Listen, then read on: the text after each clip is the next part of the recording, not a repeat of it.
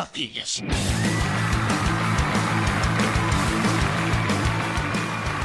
Cavaleiros e brutamontes, donzelas e desdonzeladas, eu sou Fabiano Rampazzo, pisando no octógono de 3 tapinhas, dessa vez sem imitar animal nenhum, né, porque não batemos 250 inscritos ainda. Essa edição vai falar de quem, do que? UFC 296, Leon Edwards versus Colby Covington, última edição do UFC do ano, última edição de UFC numerado do ano, espetacular card, estamos muito ansiosos e você vai poder escutar. Aliás, você está escutando este podcast, esta edição de 3 tapinhas, ou no YouTube ou no Spotify. Lembra que estamos nos 2 lugares. Não deixe de se inscrever neste canal. Se você está ouvindo aqui agora e você não é inscrito, inscreva-se. Para você, são 5 segundos. Para a gente faz muita diferença. Mesmo, são 3 pessoas aqui que estão parando a vida deles para fazer isso, para levar um conteúdo legal para vocês. Pelo menos a gente tenta, né? Então dá essa moral pra gente, dá essa força. Deixa um likezinho aqui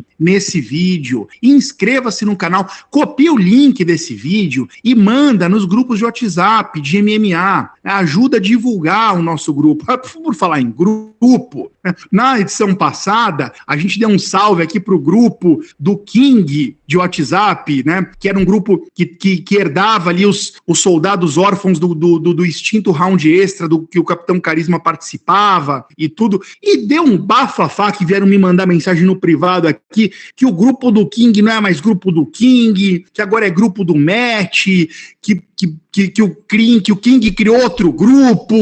Então, um salve pro Matt, pro King, pros membros do grupo do Matt, pros membros do grupo do King, e por favor, vocês se inscrevam aqui no nosso canal, divulguem toda edição, pega o linkzinho, coloca ali no grupo de vocês e no grupo que vocês participam também. Se você participa de algum grupo de WhatsApp, comenta aqui nos comentários que eu vou dar um salve pro grupo de WhatsApp de vocês, tá bom? Vamos lá, Meloto, Igor Meloto, fale oi. Olá! Eu peço pro Meloto falar oi, ele falou lá, né?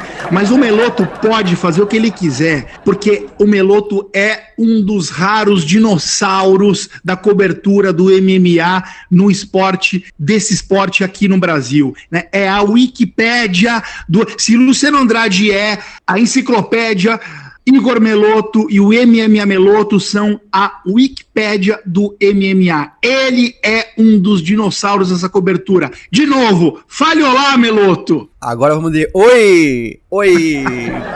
Oi! Estamos aí, galera. Mais um evento aí agora, o último do ano. Vamos encerrar esse ano com chave de ouro aí. Ansioso pra esse evento aí, hein? É isso aí, ó. Um tiranossauro de um lado, um brotossauro do outro, né? João Menegali Barbi, o Capitão Carisma, o maior analista de lutas deste Brasil. Ainda vamos fazer uma edição com acariações. Vamos trazer outros bons analistas que temos aqui nesse país, bons analistas, cada um vai fazer sua análise e a gente vai mandar a galera votar qual foi a melhor análise. Isso ainda vai acontecer, porque a minha grana, o meu dinheiro estará nele. Capitão Carisma, bem-vindo, meu amigo. Senhoras e senhores, chegou o momento semanal para todos levantarem suas mãos, mandarem suas energias para o seu capitão, porque aqui nós precisamos desta energia para combater tudo que existe de mal, todo o veneno que corrói este esporte fabuloso. Você acredita que no outro dia vieram me falar: ei, você que entende de lutas, você já viu Power Slap? E aí a briga começou, sabe? Porque, pelo amor de Deus, é esse tipo de coisa que eu preciso da energia de vocês, soldados, para combater. Vamos que vamos. Estamos terminando o ano, mas estamos apenas começando a batalha. Ô Barbie, você tá preparado para essa edição de 3 tapinhas? Porque no Rampazzo Reage o bicho vai pegar para você, hein? Que venham! Que venham! Muito bom, muito bom! Cavaleiros e brutamontes, donzelas e desdonzeladas, eu estou vindo do futuro para trazer uma informação ruim, uma notícia não muito boa, que a maioria de vocês já deve saber. A luta entre Vicente Luque e Ian Garry foi cancelada. O Ian Garry teve que sair da luta, não estava se sentindo bem, teve que sair da luta. Estou dizendo isso aqui porque durante a gravação desse podcast, nós não sabíamos disso. Então por isso que eu brinquei, estou dizendo o que eu vim do futuro, só para fazer essa observação. A gente não considerou, a gente não sabia que essa luta ia cair, tá bom? Então, mais pra frente, eu vou fazer mais uma aparição vinda do futuro na hora da análise da luta principal, mas daqui a pouco vocês vão chegar lá. E aí vocês vão entender do que eu estou falando. Enfim, a luta Vicente Luque e Ian Garry não vai acontecer, o que não tirou o brilhantismo deste evento e nem deste podcast. E bora pro espinho na garganta do último evento. Vamos começar então. Ô Meloto, a gente começa falando aqui então sobre o evento passado, né? O tal do espinho na garganta. Tira o seu espinho aí, Meloto, por favor. O que ainda tá te incomodando antes da gente falar do UFC 296? O que tá te incomodando do UFC Vegas, Song Yadong e Chris Gutierrez? O que tá me incomodando aí seria a consequência depois do evento. O Tatsuro Taira, que é uma das maiores promessas do Japão, da atualidade, do peso mosca, ele venceu a luta dele no último sábado e ele emplacou aí 5 vitórias consecutivas, né? 5-0 no UFC. E ele não entrou no ranking da categoria. E isso me fez pensar assim, caraca, velho, por que não isso? Por que ele não entrou no ranking? O que ele precisa fazer pra entrar no ranking? Além de vencer 5 seguidas. Esquisito. Então, e da forma que vence ainda, né? Então, a forma que vence. Então, assim, tem o caso do Davi Zoraki, que tá em 13º, 14º por ali, e o cara tá com 3 derrotas seguidas. Por que ele não saiu do ranking? Então, o que me leva a crer? Quem faz o ranking, que são os jornalistas, né, que o UFC simplesmente faz uma média de todos os votos, não tá dando atenção pra essa categoria. Não tá levando a sério o que tem que ser feito ali. Seria talvez uma xenofobia contra japoneses? Não sei. Curioso, Minuto, que o meu espinho na garganta também é sobre o Tatsuro Taira. E, de certa forma, eu chancelo tudo que você falou, claro. E eu fiquei muito impressionado, achei que ele mandou muito bem quando ele chamou nos microfones, depois de vencer a luta do jeito que ele venceu, o Mokaev pra porrada. Eu achei que ele mandou muito bem, vocalizando isso, mirando no Mokaev. Imagina uma luta de prospectos invictos. Puta, cara, fiquei louco pra ver essa luta. E quando surgiu o ranking e ele não tava no ranking, cara, eu fiquei muito broxado, muito desmotivado. Assim, que eu falei, putz, a chance da luta acontecer diminuiu, né? Da luta que o Tatsuro Taira pediu. Quem sabe essa luta não acontece, aí não tem jeito, né? Porque o Mokaev já tá ranqueado, aí se ele vencer, ele entra. Mas eu também fiquei muito impressionado com todo o desempenho do Tatsuro Taira no evento, incluindo no microfone. E aí, palmas pro Mokaev, que disse que se o Alex Perez, que é o próximo adversário dele, se lesionar, ele aceitaria sim uma luta com o Taira. Exato. Então, vamos torcer para essa luta acontecer, porque daí o Tatsuro Taira resolve na bola este erro, este equívoco, esse absurdo dos jornalistas, né? E, Barbie, qual que é o teu espinho na garganta aí do evento passado pra gente já virar essa página e já mergulhar no UFC 296? Cara, meu espinho na garganta foi no 5º round da luta principal, e pra que conste aqui, eu apostei no Song Yadong, eu torci pelo Song Yadong, mas só que vendo a performance do adversário dele, eu fiquei até incomodado, né? Porque, tipo assim, o Chris Gutierrez já tinha dado declarações que ele tem um negócio de se auto-sabotar durante a luta, sabe? E eu nunca tinha visto um exemplo tão claro dele fazendo isso quanto foi no último sábado, né? Porque o cara perdendo a luta, claramente, entrando no 5º round com a luta perdida. Ele precisava de uma definição. Ele se jogou num Imanari Roll ali. Eu não sei se tem um nome mais apropriado do que esse, mas basicamente ele entregou a posição por cima para tentar uma chave de perna giratória e perdeu a luta fazendo isso, né? Porque aí o Song Yadong só ficou por cima trabalhando. E é aquela coisa, bicho, o Chris Gutierrez nem sequer é jiu-jiteiro. Ele não é o Ryan Hall, ele não é o Demian Maia, ele não é o BJ Penn, ele não é ninguém de alta qualidade no solo para fazer isso. Inclusive, nessa mesma luta, ele já tinha sido controlado por cima durante um round praticamente inteiro. E aí a ideia dele de preciso de uma definição, já sei, vou me jogar de costas no chão. É isso, essa é a chave do sucesso. Essa aí foi a definição de autossabotagem, viu? O cara chegou na hora do vamos ver e se autodestruiu completamente. Como se autossabotar por Chris Gutierrez. Bora pro Rampazzo Reage, aquele quadro novo, segunda edição, em que eu seleciono comentários que os seguidores, que os inscritos fizeram aqui no YouTube e leio e trago esses comentários para jogo. Vocês não perdem por esperar. Capitão Carisma, meu amigo João Barbie, o senhor está preparado para esse Rampazzo Reage? Porque todos os comentários, de alguma forma, tocam o seu espírito. Meu amigo, meu espírito é inquebrável. Você me entende? Você não se torna o capitão tendo um espírito facilmente abalado. Muito bom, muito bom. Só que é o seguinte, calma, porque eu tô te assustando, porque eu sou sádico. A verdade é que 2 desses comentários são elogiosos. Eu vou começar por um deles, que é o comentário do Super Mario Victor 1. Abre aspas. Na hora que compararam o Slam com um dedo no olho, entre parênteses, Rampazzo fez isso, eu pensei, dedo no olho eu consigo fazer, bate-estaca não dá pra mim, não dá pra comparar. Aí o capitão foi lá e disse basicamente a mesma coisa. Olha aí o Super Mario Victor concordando 100% com o nosso Capitão Carisma naquela polêmica, né? Vamos para o segundo comentário. O segundo comentário também... eu vou deixar esse aqui por último para o capitão ficar feliz. O segundo comentário que eu vou trazer aqui é do Pablo Fernandes Gomes Pereira, o nosso inscrito com o nome de príncipe. Abre aspas. Capitão preocupado com a integridade física do Bob Green e termina defendendo agressões ao árbitro e arremessos de nuca no chão. Emoji de risos. O Pablo Fernandes Gomes Pereira, nome de príncipe. Concordo 100% com você, tá? Inclusive puxei a orelha do capitão nessa, ao vivo no ar, que violência não é lugar, não tem espaço no MMA, a não ser dentro das regras. E por fim, capitão, o senhor está aí salivando para falar, não vai falar. Aqui é hora de ouvir o Rampazzo reagir, aceitar o que os nossos inscritos trazem. Por fim, o Hugo Cavalheiro 7963, esse é o username dele, né? Um username que não poderia ser mais apropriado. De fato, Hugo, o senhor é um cavalheiro. Abre aspas. João Barbie, melhor analista de MMA do Brasil. Nível de conhecimento surreal. Sou fã. Fecha aspas.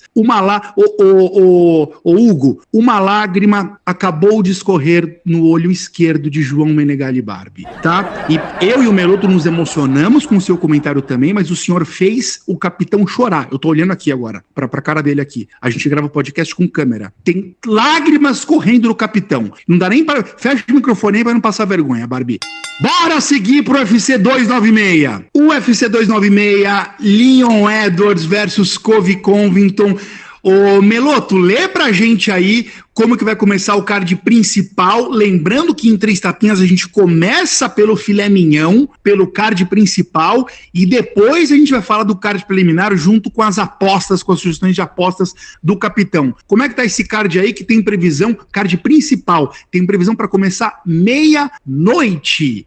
Vamos lá, o card principal começa com Josh Emmett e Bryce Mitchell, confronto pelo peso pena. Depois, Tony Ferguson e Paddy Pimblett, duelo pelo peso leve. Na sequência, Shavkat Rakhmonov contra Stephen Thompson, duelo pelo peso meio-médio. Depois, no Co-Main Event, Alexandre Pantoja contra Brandon Royval, valendo o cinturão dos pesos moscas. E o Main Event entre Leon Edwards e Colby Covington, duelo valendo o cinturão dos pesos meio-médios. Lembrando que eu tô fazendo essa correção depois dos cancelamentos que aconteceram, então tô gravando um pouquinho depois. Segue lá, Rampa. Olha eu aqui de novo, vindo do futuro de novo. Este áudio também foi gravado pós-gravação original deste podcast, porque a luta que o capitão fez a análise, que foi a luta vencedora, que foi a luta escolhida ali nos stories do Instagram pelos seguidores, na votação que a gente fez, de qual luta vocês queriam receber a análise do capitão, foi justamente a luta que caiu. Foi justamente Vicente Luque e Ian Garry, a luta vencedora. Como a luta não vai acontecer, deu tempo do capitão atacar a segunda colocada, que foi Paddy Pimblett e Tony Ferguson. Então é esta luta que está sendo analisada, que vocês vão receber agora, também enviado do futuro, um áudio do Capitão Carisma com a luta, com o encaixe e com o palpite de quem vai se sair o vencedor. Bora!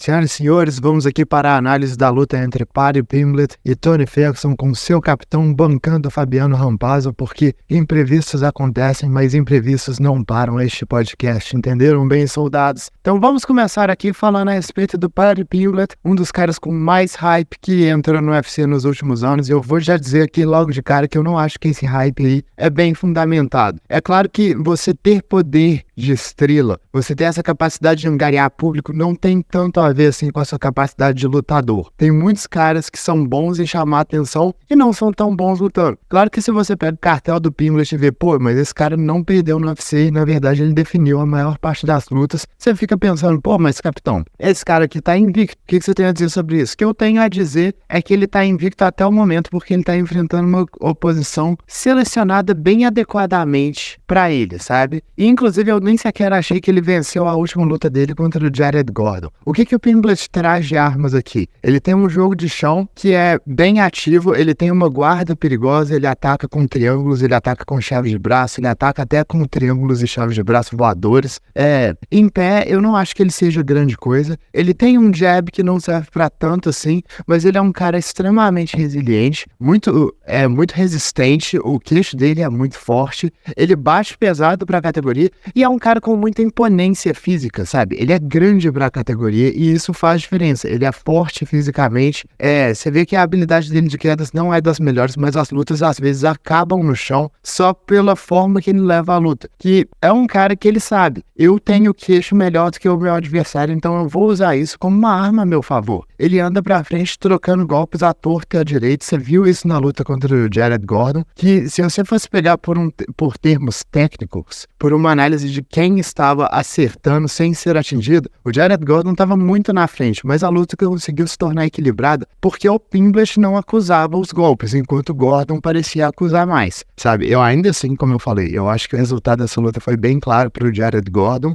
mas é inegável que teve um equilíbrio ali, e esse equilíbrio foi causado pela capacidade física além do normal que o Pimblett tem. Mas qual que é o meu problema a respeito do Pimblett? É que até na melhor área dele, que é o jogo de solo, eu não acredito que ele seja tanta coisa assim. Eu não colocaria ele, por exemplo, no top 5 lutadores dessa categoria em termos de jogo de solo. E aí, se você vê que esse é um cara que tá sendo colocado pelo UFC como um dos principais prospectos da categoria, pô, no ponto mais forte dele, ele não é dos mais fortes. É isso que eu gostaria de dizer. E do outro lado, a gente tem o Tony Ferguson, e existe uma similaridade entre os dois, porque o Tony Ferguson, ele também se valeu de uma capacidade física muito além da conta para cobrir vários defeitos técnicos que ele tem ao longo da carreira, né? Ele nunca foi um cara muito defensivamente responsável, ele sempre foi um cara que, tipo assim, ele ia se adequando durante a luta e ia crescendo durante a luta. Um lutador de pressão que atacava com chutes frontais, que atacava com cotoveladas, com o boxe que... Eu não vou dizer que o boxe dele era técnico, mas era uma daquelas coisas que se tornava perigoso justamente pela imprevisibilidade, por estar atacando com golpes à torta e à direita que o adversário não esperava. Eu até hoje lembro de uma sequência que ele deu no Rafael dos Anjos, que ele pintou uma cotovelada rodada e entrou com um soco no corpo. Foi uma das coisas mais bizarras que eu já vi e funcionou, porque é o tipo de coisa que você não espera ninguém fazendo.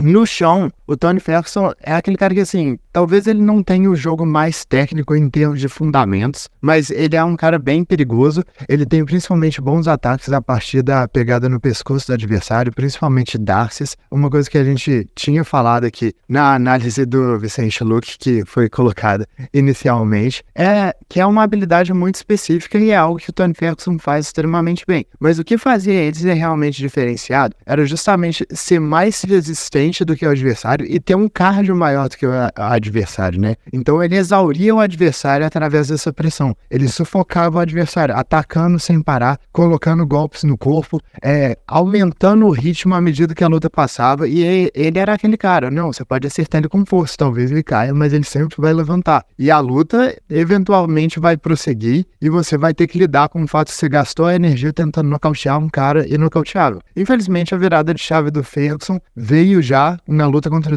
o Justin Gaethje, que você conseguiu ver claramente o queixo inquebrável sendo quebrado aos poucos até um momento que não estava mais lá, sabe? E desde então o Ferguson nunca mais foi o mesmo. E agora, novamente, bancando o Rampazzo, eu vou falar aqui do encaixe dessa luta e dar o meu palpite. Eu já vou deixar aqui o palpite de cara, que vai ser no Paddy Pimblett. E o motivo é justamente a diferença de capacidade capacidade física entre os dois, porque é o que eu sempre falo, quando você é um atleta que depende extremamente da sua capacidade atlética, no momento que você começa a perder isso, você não tem os fundamentos técnicos para cobrir essas faltas, você vai começar a perder lutas, e é exatamente o que está acontecendo com o Ferguson. Não é que ele se tornou um lutador horrível de uma hora para outra, é só que agora ele não tem mais a capacidade física para compensar pelos erros que antes ele tinha. Antes ele tomava golpes, caía, levantava. Antes ele tomava golpes, não sentia. Talvez ele tinha uma pressão maior, ele tinha um cardio maior, ele assustava mais os adversários. Agora ele perdeu tudo isso. E ele tá enfrentando um cara que tem tudo isso, né? Eu acho que se a gente for pegar em termos estritamente técnicos, eu ainda assim colocaria o Ferguson como o melhor lutador entre os dois. Tipo, em termos de trocação, eu acredito que o Ferguson seja o melhor trocador, mas só que eu acho que quando o Ferguson bater, o Pimblett não vai acusar tanto quanto o Ferguson vai acusar quando o Pimblett bater. Então eu acho que vai ser aquela luta que, tipo assim, ela vai ser equilibrada até o Pimblett eventualmente começar a dominar por ser uma presença física muito mais imponente dentro do octógono. Ele vai bater e vai machucar mais. Ele vai quedar e não vai sair mais de cima. E aí eu acho que, infelizmente, a coisa vai ficar feia pro meu querido Tony Ferguson, um dos meus pesos leves favoritos de toda a história. Mas, infelizmente, o meu palpite aqui vai ficar com o pé de Pimblett. Miloto, o que você tem para contar pra gente com relação a este evento, ou a luta principal, ou algum lutador desse card aí? Traga suas fofocas, Miloto Rubens.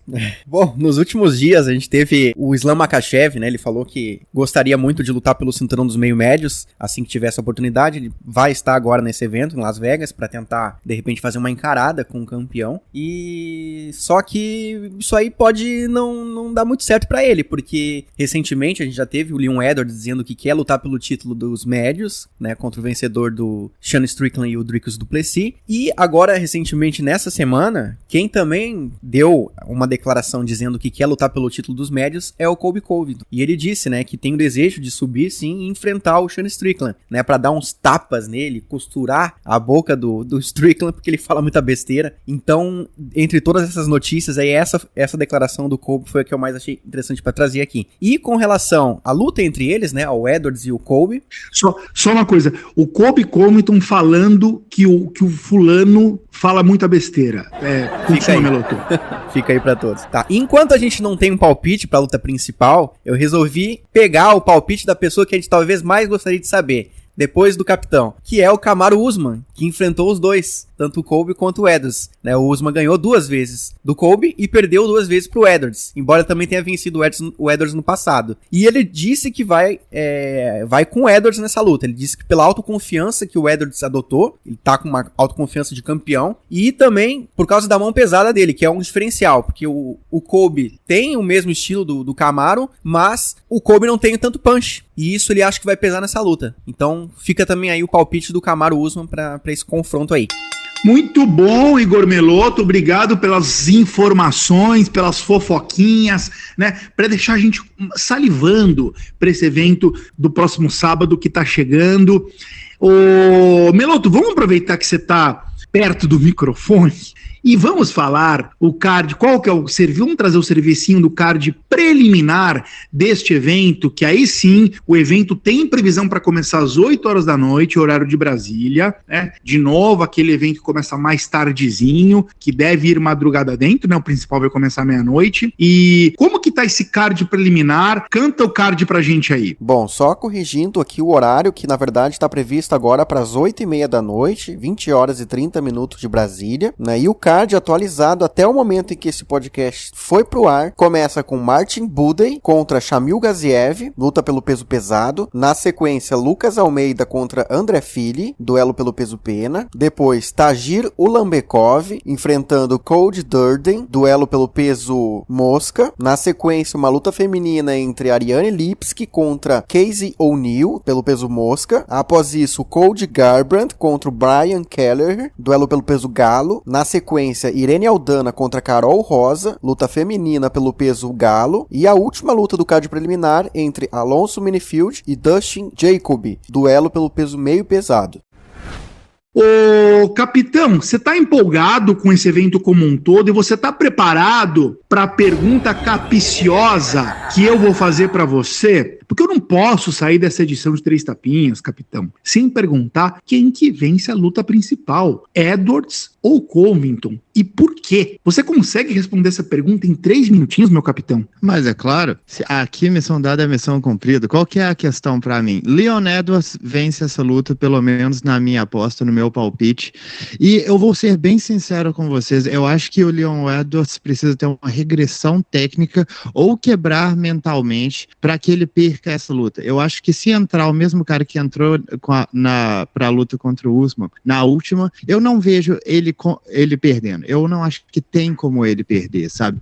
Eu acho que, tipo assim, sim, o Colby e o Usman não são os mesmos lutadores, mas eles trazem, vamos dizer assim, armas similares, ameaças similares no sentido que os dois tentam encurralar os adversários, trabalhar com grande pressão, exaurir eles contra a grade, trabalhar com wrestling em cadeia, com um clinch ali. Claro que o Colby tem armas diferentes de fazer isso, ele se vale muito mais de ataques nas pernas enquanto o Usman se vale muito mais de realmente clinchar o adversário e prensar ele na grade e impedir que o adversário possa circular. O Colby se vale de tentar quedas a todo momento e também um boxe que é mais volumoso, sabe? Ele não tem a qualidade técnica em pé que o Usman tem, mas só que ele joga 40 vezes mais golpes. É o que o Colby faz. E como eu falei, essas são as diferenças, mas só que se a gente for pegar no geral, ainda são armas bem similares. Eles ainda precisam dessa pressão, ainda precisam desse domínio de espaço, ainda precisam fazer com que o cardio deles, a pressão, fale mais alto do que a qualidade técnica na trocação.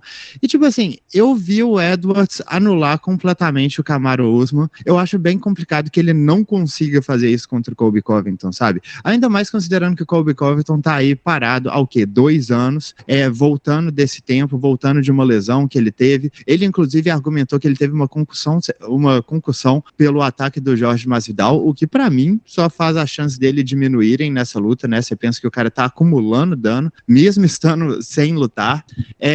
Mas aí qual que é o negócio? A única ressalva aqui que eu tenho, eu falei essa questão que o Leon Edwards precisa ter uma regressão técnica ou quebrar mentalmente. Tipo, se tem um lutador que eu acredito que pode ter isso de uma luta pra outra, do nada, é o Leon Edwards, infelizmente, porque isso acontece com ele, sabe?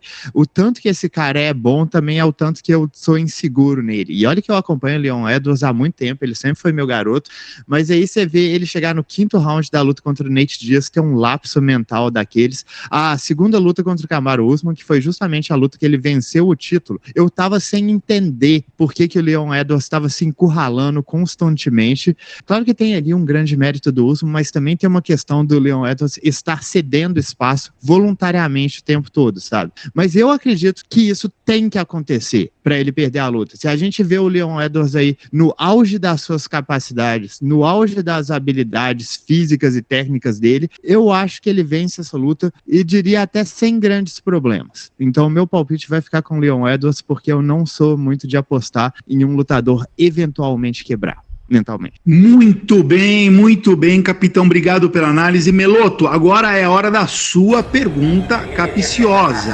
Tá preparado? Sempre. Então vamos pra cima, porque é o seguinte, lembram vocês, ouvintes, né, cavaleiros e brutamontes, donzelas e donzeladas, o que eu falei na edição passada, que vocês podem mandar sugestões de perguntas nos comentários aqui do vídeo, no YouTube, que de repente eu vou lá e sapeco uma dessas perguntas e trago para jogo. E eu fiz exatamente isso. A pergunta enviada pelo Vicente Flá, eu achei excelente e eu trouxe ela para jogo aqui, joguei ela pro Meloto. Então, Meloto, responde o Vicente Flá aí, porque a pergunta do rapaz é boa. Você acha, Meloto, que o Bryce Mitchell é de fato um terraplanista? É um parênteses rápido, né? Para quem não sabe disso, o maluco se declara um terraplanista mesmo. Defende essa tese de que a Terra é plana. Ou você acha que isso é uma personagem que ele cria para engajar fãs e haters? E a gente sabe que ame ou odeia, isso significa audiência, né? É uma estratégia de marketing ou o maluco é doido de pedra mesmo, Meloto? O Bryce Mitchell é um cara único, ele mora no sul dos Estados Unidos, no estado do Arkansas, mora afastado de tudo, né? Ele mora num trailer, numa caravana, ele não acredita muito no modelo da sociedade atual, não acredita no governo, né? Então ele inclusive cultiva a própria alimentação dele, a própria comida, porque ele acha que a qualquer momento pode ter um colapso no mundo e todo mundo ficar sem alimento, cuida de animais, enfim, ele administra toda a vida ao redor dele. Então, assim, ele é um cara que questiona tudo, né? É um cara que se afastou de tudo e tenta não viver da mesma maneira que todo mundo. Então, eu acho que sim, ele acredita nisso mesmo, tá longe de ser um personagem, ele tem os seus ideais, né? Ele acredita, ele segue nessa linha mesmo. Tem alguns indícios disso no início dele na carreira do UFC. Ele queria lutar com um short camuflado que ele lutava antes de entrar no UFC e a Reebok não permitia, né? Era só shorts azul, vermelho, amarelo, enfim. E ele pegava o microfone e dizia, não, eu quero sim, vocês têm que fazer esse short camuflado pra mim durante 3 vezes até que a Reebok foi lá e deu um short camuflado pra ele, né? Eles abriram uma exceção pra ele. Depois a Venom também fez a mesma coisa. Então é um cara que bate de frente com todo mundo e investe naquilo que ele acredita mesmo. Então pra mim, tá longe de ser um personagem.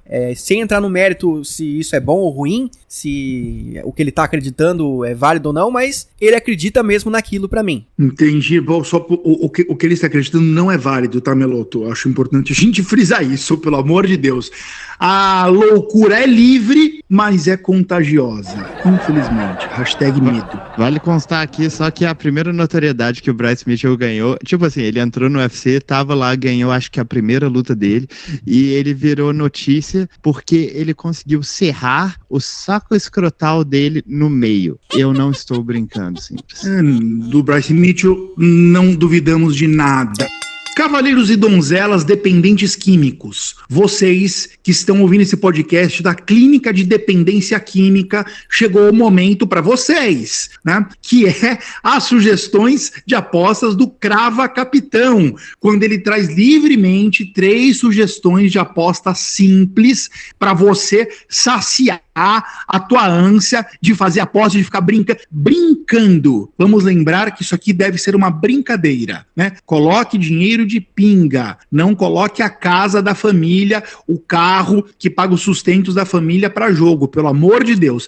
Capitão, quais são suas 3 sugestões de apostas livres e simples para esse evento? Lembrando que o capitão tem como mínimo a odd de 1,50, de 1,50 para cima. Fala, capitão. Bom, então a primeira delas aqui vai justamente ser na luta principal, o palpite que eu já dei, que é no Leon Edwards, tá pagando 1,66. Igual eu falei, pra mim é muito complicado ver o Edwards perdendo essa luta se ele entrar ali da mesma forma que ele entrou na última luta. A gente tem ainda a inconsistência do Colby dentro do octógono, ele ficou muito tempo parado, ele já tá com 35 anos de idade e é um cara que tem a maior parte do jogo dele se valendo da capacidade física dele, que sempre foi muito acima do normal, mas só que é isso, né? Quando você pega um lutador que se vale muito da capacidade atlética dele, quando ele começa a perder isso, ele também vai começar a perder lutas de uma maneira muito mais definitiva. Então eu acho que essa odd de 1,66 tá valendo muito a pena. Segundo palpite aqui, vai ser Casey O'Neill, tá pagando 1,52 contra a Ariane Lipski. Eu sei que a Casey teve uma performance aí muito abaixo do esperado contra a Jennifer Maia, mas só que ela ainda é uma lutadora de muita qualidade e, tipo, se ela voltar pro básico do jogo dela, de conseguir quedar, trabalhar as finalizações, trabalhar o jogo por cima, pra ser sincero, eu vou falar pra vocês que eu acho que se essa luta for pro chão, é bem capaz que ela seja definida na primeira vez que isso acontecer. Tamanha é a agressividade e a capacidade da Casey O'Neill por cima, sabe? Eu já vi ela lidando com grapplers que eu considero bem superiores à Ariane, então eu acho que esse favoritismo aí tá valendo bastante a pena, essa odd de 1,52. E a terceira é Josh Emmett contra Bryce Mitchell, ir para a decisão, tá pagando 1,64.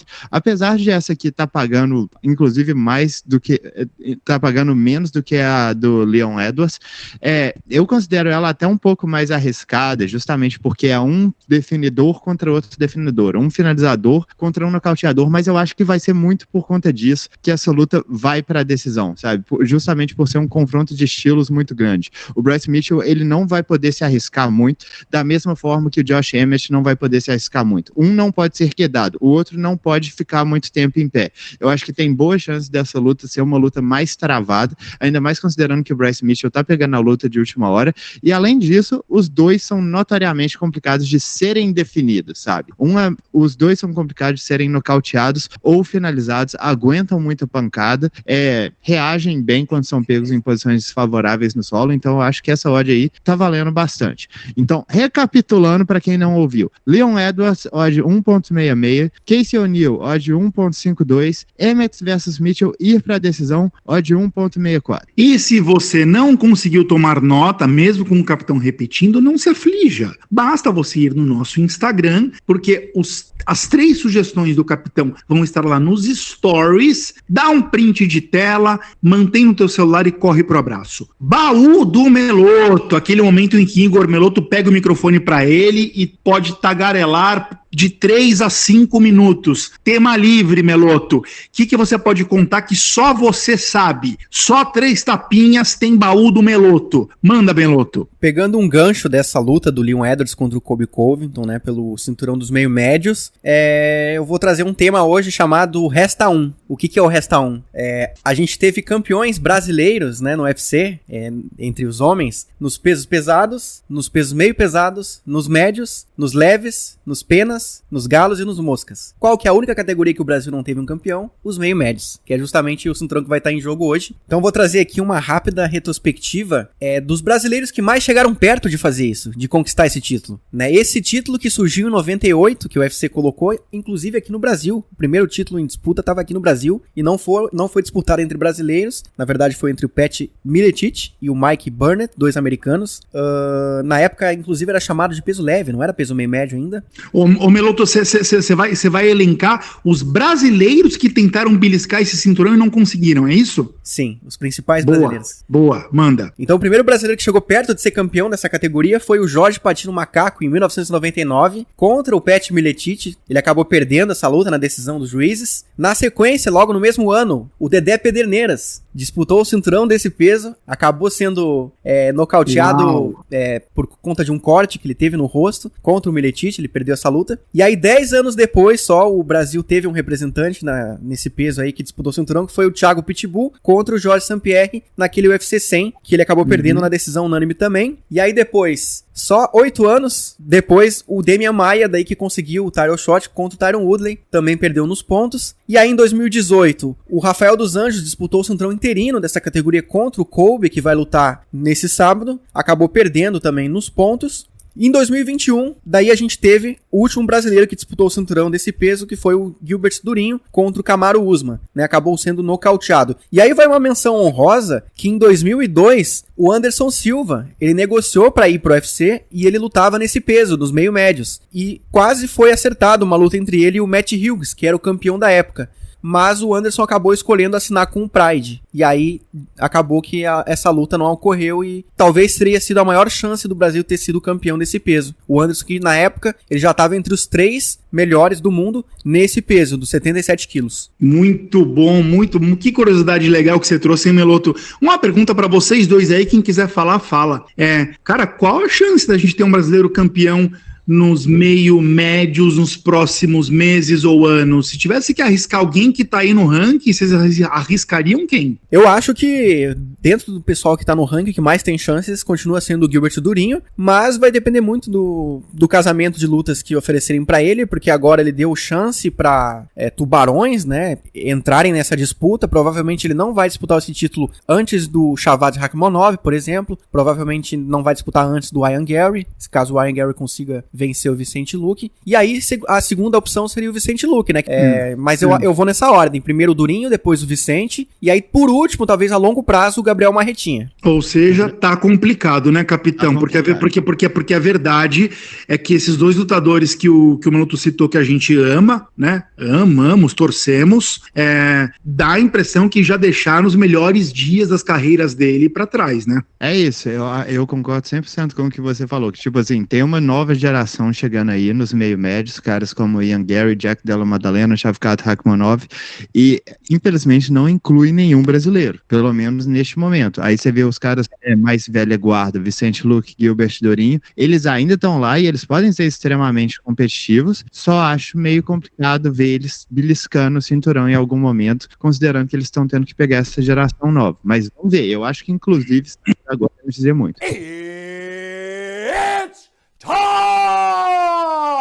Cavaleiros e Brutamontes, donzelas e desdonzeladas, chegamos ao final, ao encerramento desta edição de Três Tapinhas, que é a última edição de Três Tapinhas do ano, no que se refere a um evento do UFC. Contudo, ainda este ano, no final de dezembro, teremos mais 2 edições de Três Tapinhas comemorativas. Numa delas, a gente vai trazer o Oscar dos melhores lutadores, lutas e momentos do UFC em 2023. E na outra, a gente vai trazer as nossas previsões. Rampazzo, eu, Capitão Carisma Barbie e MMA Meloto, o Igor Meloto, vão trazer quem, na opinião da gente, vai ser campeão, vai estar com o cinturão no dia 31 de dezembro de 2024. Quem será que vai acertar mais? Em quem que a gente vai apostar as nossas fichas? Vai ter uma edição final de Três Tapinhas só para isso. Então,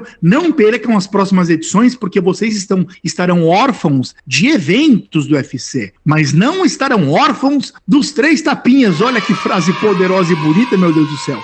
Três Tapinhas termina sempre com um tapinha. Tapinha na cara ou tapinha no ombro. Meloto, seu tapinha de despedida dessa edição de Três Tapinhas UFC 296 Edwards versus Covington. É um tapinha na cara ou é um tapinha no ombro? Bom, em primeiro lugar, eu quero deixar claro que o Belal Muhammad era pra estar disputando o cinturão desse sábado contra o Leon Edwards. Então, quem é que vai levar esse tapa? Vocês têm alguma desconfiança? Sim. Alguém que nunca leva tapa na cara aqui nesse podcast. É ele, o Dana White. Esse cara não colocou o Belal Muhammad pra disputar o cinturão dos meio médios, e o único motivo é claro, é o de sempre, né? É por causa da grana, é porque o Belal Muhammad não vende, e o Belal Muhammad foi injustiçado. E ainda por cima, o Belal foi chamado com 8 dias pra ser o lutador reserva desse evento, dessa disputa. Com 8 dias, cara, ele poderia ter chamado muito antes. Pra mim foi por gosto, porque se o Belal substitui ali, ele entra talvez não tão preparado. Então pra mim foi ser vergonhice do UFC de chamar ele com 8 dias. O UFC pra mim não tem manipulação de resultado, tá? Que fique claro, essa semana, inclusive, muita gente ficou debatendo a questão da Amanda Nunes, a luta dela que ela perdeu lá pra Juliana Penha. Pra mim não existe isso no UFC, tá? Mas eles mexem os pauzinhos ali pra facilitar uma luta pra alguém ou pro outro, tá? Isso eu acho que sim. E aí aconteceu pra mim nesse caso aí do Belal Muhammad.